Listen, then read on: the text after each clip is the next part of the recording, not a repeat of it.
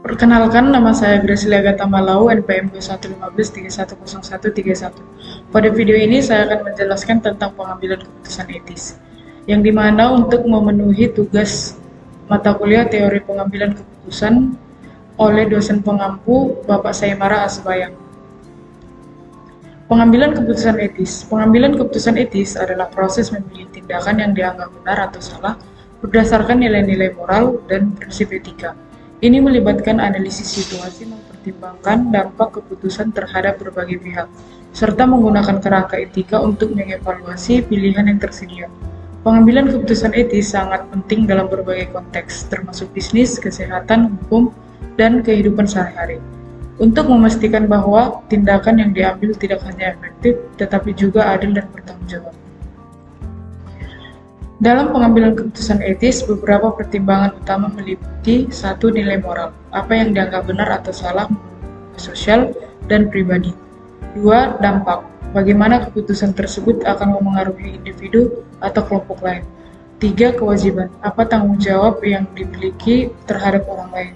Yang keempat, transparansi, seberapa terbuka dan jujur proses pengambilan keputusan tersebut. Faktor internal dan eksternal terhadap proses pengambilan keputusan etis, yaitu faktor internal.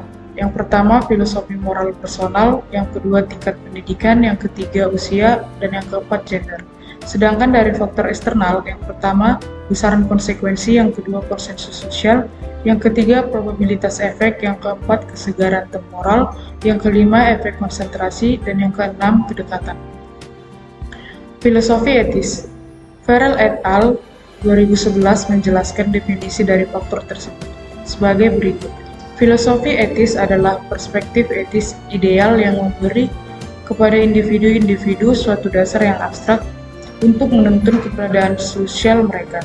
Banyak teori ini dihubungkan dengan filosofi etis yang terkait pada suatu orientasi, nilai, dan setiap nilai-nilai ekonomi, idealisme, dan relativisme.